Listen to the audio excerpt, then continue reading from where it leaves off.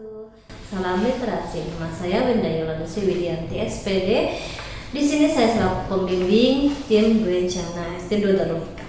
Di sini saya akan menjawab tantangan literasi yang pertama di tahun 2026, yaitu di bulan Februari, dengan membuat cerpen. Cerpen yang saya buat berjudul Gadis Hujan. Terkadang kita hanya perlu diam dan tidak bergerak pun beranjak dari tempat berpijak, menikmati tetesan hujan yang membasahi tanah, mengeluarkan bau harum yang justru menenangkan. Biarkan sembir alam menyapukan rasa gundah hingga tak tersisa. Tak perlu kata dusta jika hanya keluar dari mulut semata. Senyum palsu menipu dunia. Jujur pada diri sendiri lebih baik.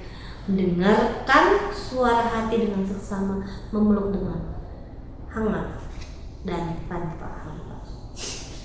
Aku datang kembali di penghujung November. Setelah sekian lama aku tak berdiam diri dan biarkan Nabastala dirajai sang Bagaskara. Dia terlalu terang untuk kuacak berganti peran.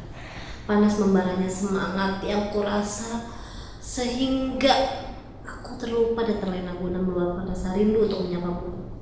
Aku datang tanpa permisi, menurunkan titik kecil yang menyapa fajar, mengacuhkan segala protes. Hujan lagi. Kenapa harus datang subuh begini sih? Jadi cucian nggak bisa aku jemur. Keluh seorang ibu muda berdasar bunga. Wajahnya sukses menciutkan nyali bara rindu yang tadi menggebu. Yes, hujan. Aku bisa santai dulu dong. Jadi nggak perlu jauh usah capek-capek ke sekolah. Seorang gadis kecil yang sudah bersiap memakai baju merah putihnya, senyum riang menghiasi wajahnya. Baunya harum. Aku suka. Gadis yang beranjak dewasa menatap langit dengan senyum manis. Aku melihat berbagai ekspresi yang sama dengan perempuan dari berbagai belahan dunia. Aku menikmatinya. Biarkan kusambut pagi dengan sejuknya hadirku meski hanya hitungan menit. Mungkin mereka harus kembali berkenalan denganku setelah 2 purnama. Aku bersabar kembali. 2 hari berlalu dan waktunya kembali aku menyapa sebagai belahan bumi. Perlahan namun pasti rintik hujan terus membasahi bumi. Debu tersapu bersih di tiap apapun dedaunan yang layu mulai tersenyum kembali dan menumbuhkan daun muda yang indah. Keindahan yang perlahan ku nikmati teralihkan oleh hadirnya gadis yang tempo hari kulihat di balik jendela. Dia berdiam diri di sebuah halte yang ramai. Tatapannya sendu dan kosong berbanding terbalik dengan riuhnya candaan manusia di sekelilingnya. Ku sadari dia sendiri duduk di ujung halte. Tatapannya menyiratkan luka. 2 jam lamanya aku mengamati, namun dia tak pernah terajak sedikit pun. Dia begitu larut dalam lamunannya. Kepalanya menatapku ke atas. Hujan, kenapa sakit ini rasanya? Hei, dia bertanya padaku. Ini rasanya ku jawab dan memeluk raganya, menanamkan hatinya yang gamang dan terluka. Entah apa yang terjadi padanya, tapi aku yakin itu sesuatu hal yang menyakitkan. Sang gadis mengeluarkan telepon genggam yang bergetar. 10 kali panggilan telepon diabaikannya pun panggilan yang sedang masuk sekarang diabaikan. Puluhan pesan yang masuk menunggu untuk dibuka. Dia kembali mengabaikan semuanya. Gadis kembali menyimpan teleponnya dan berdiri. Matanya menatap langit yang telah gelap sempurna. Dia melangkah dan berjalan membelah hujan. Gadis, kau hendak kemana? Kenapa kamu membiarkan aku menggigit tubuhmu? Gadis masih asyik dalam lamunannya. Langkahnya sangat pelan, seolah dia menikmati air hujan. Baiklah, aku akan menarik tubuhku agar aku tak lagi membasahi tubuhmu, ujarku seraya menghentikan aktivitasku dari sore. Dia berhenti, sang gadis berhenti. Aku girang dan berhasil, namun tak sempat aku merayakannya, sang gadis berucap, "Hujan, kenapa berhenti? Kamu pun hendak meninggalkanku. Tak bisa aku berharap kamu menemaniku dan memelukku." Aku diam.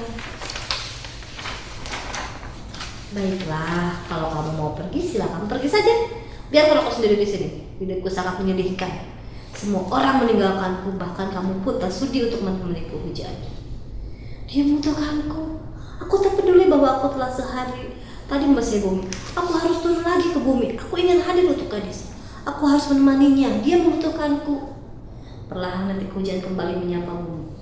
Sebagian manusia yang tengah berjalan seketika berlari untuk berteduh, membuka payung dan mengomel mempertanyakan hujan yang kembali. Gadis masih diam di tempatnya. Dia menikmati bulir hujan yang memeluk raganya. Menatap langit dengan sendunya. Hujan semakin deras. Gadis masih berdiri di tempatnya, dadanya mulai terguncang dan bergoyang. Sesungguhnya menjadi irama dan dia pun menangis. Hei gadis, kenapa kamu menangis? Apa kamu tidak menginginkanku? Hujan, gadis menyapa sang hujan. Kenapa ada gadis? Aku mohon kamu jangan pergi, setidaknya temani aku dalam tangisku. Izinkan aku dan maafkan aku mencampuri air hujanmu dengan air mataku. Tidak gadis, aku di sini menemanimu. Menangislah, keluarkan dan luapkan rasa di hatimu. Keluarkan apa yang membuatmu sedih. Gadis semakin mengalirkan air matanya dengan tak ada jeda. Dalam diam, gadis mengeluarkan tangisnya.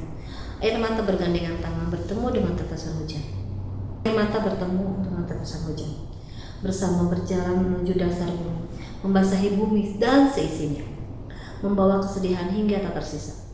10 menit berlalu, tangisan gadis pun mulai berhenti. Air mata telah keluar dan bergandengan tangan dengan tetesan hujan yang masih bumi.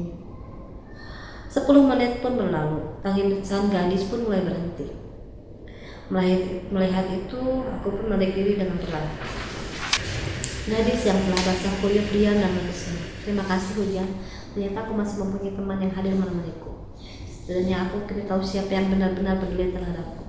Gadis pun beranjak pergi kembali menuju tempatnya. Aku menatapnya dengan angkuh.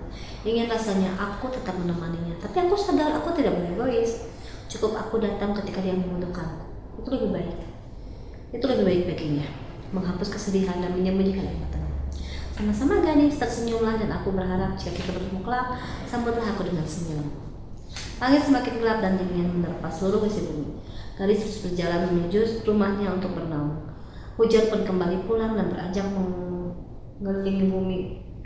Dia tahu ada tugas tambahan untuknya, mencari gadis lain yang membutuhkan hadirnya dan menemani gadis hingga air mata mereka bersatu dengannya. Demikian cerita yang saya bacakan. Terima kasih atas perhatiannya. Assalamualaikum warahmatullahi wabarakatuh.